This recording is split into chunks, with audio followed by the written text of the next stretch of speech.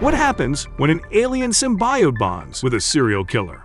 A bloodthirsty and powerful abomination is born. Pure evil is unleashed, leaving a trail of devastating carnage in its wake. Today's video is about one of Marvel's most sadistic and murderous villains.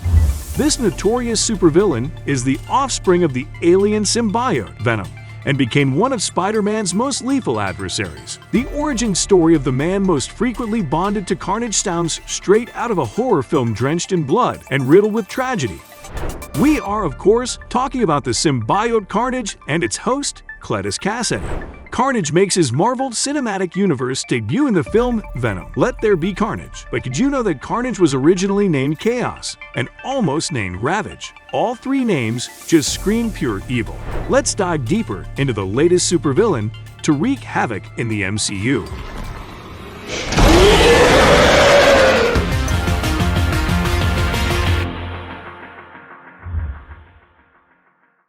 But first, don't forget to subscribe, leave a like and ring the bell so you don't miss out on any new videos. Without Venom, there would be no Carnage. Venom is a fan favorite and wildly popular anti-hero in the Marvel Universe. The alien symbiote was first introduced in The Amazing Spider-Man 252 in the spring of 1984.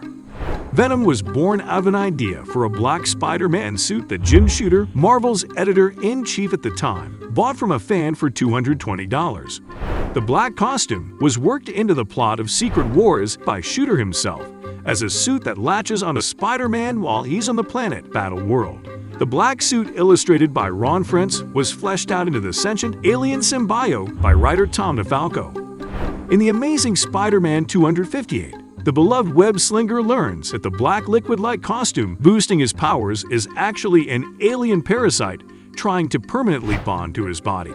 With the help of the Fantastic Four, he separates himself from the symbiote using fire and a sonic gun. What began as nothing more than a backstory for a black costume swiftly turned into a fan-favorite antihero through the host, Eddie Brock. Although the symbiote attaches itself to various Marvel characters, its most famous host is this down-on-his-luck journalist with a personal vendetta against Spider-Man. At the hands of Todd McFarlane, the symbiote Venom returned as Eddie Brock in The Amazing Spider-Man 300. Despite being hell-bent on revenge against Spider-Man, Venom developed into a complex character. His anti-hero status was solidified in the 1993 miniseries Venom: Lethal Protector, when David Michelinie toyed with the idea of killing off Eddie Brock for a darker, DC Joker-inspired host. Marvel refused due to his popularity. To fill the evil void, Michelinie along with artist Mark Bagley created the idea of Carnage.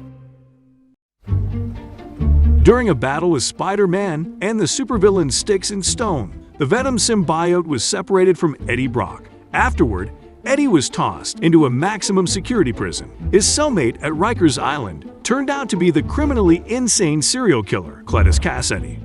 Cletus attempted to convince Eddie of his nihilistic and evil philosophy on life, but Eddie was repulsed by Cletus and would often violently beat him. On the night that Cletus decided to murder Eddie with a shiv, the Venom symbiote returned to bond with the imprisoned Eddie.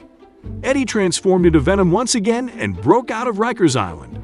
Unbeknownst to Eddie, the symbiote gave birth to an offspring while rescuing him. The Venom symbiote spawn entered the bloodstream of Cletus through a cut on his hand, bonded with his blood, and transformed him into Carnage.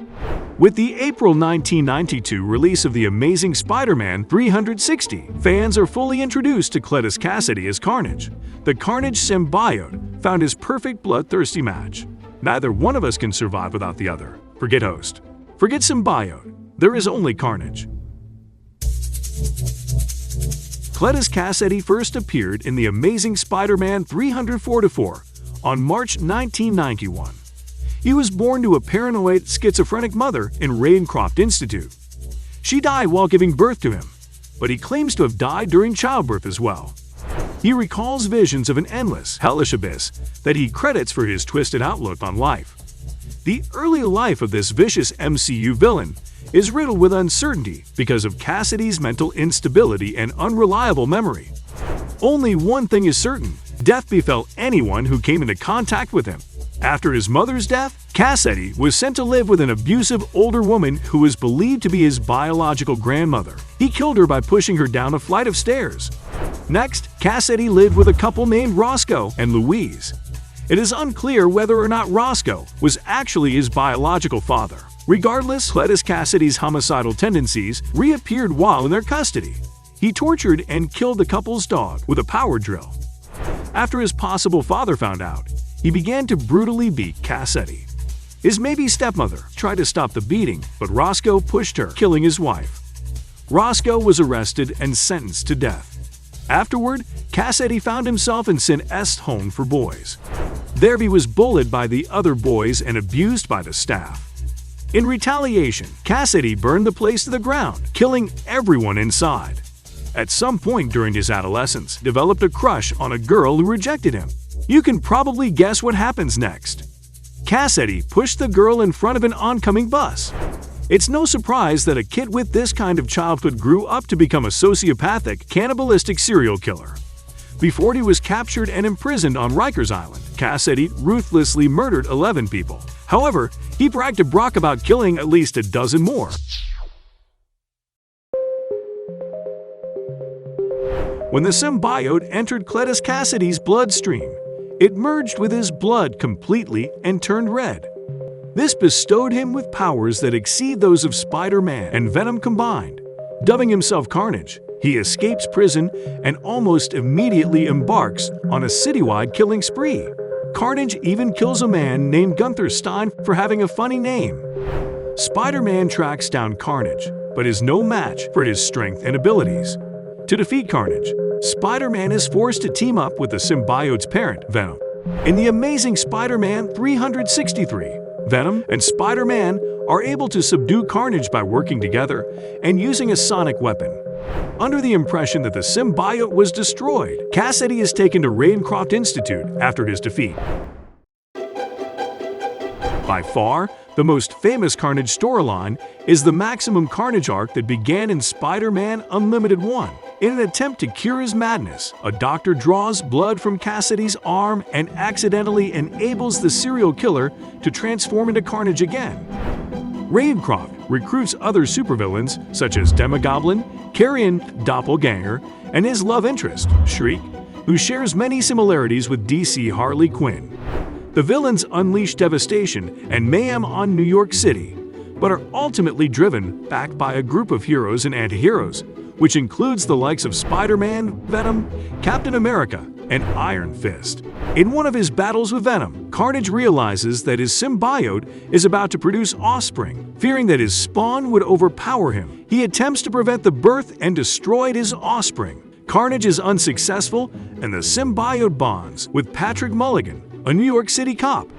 Venom names the symbiote Toxin after himself and attempts to raise Toxin as an ally at first. Due to Mulligan's heroic tendencies, Venom realizes that Toxin would eventually become a powerful hero. Venom and Carnage team up to destroy Toxin, but are ultimately defeated. To Carnage's dismay, Toxin is more powerful than him and Venom as the 1000th symbiote in its lineage. So what did you think about the true origins of Carnage? It's easy to see now why Cletus Kasady became one of Marvel's most diabolical villains. If you like this origin, please don't forget to subscribe, ring the bell, and like the video, cause there are lots more coming. And see you again soon.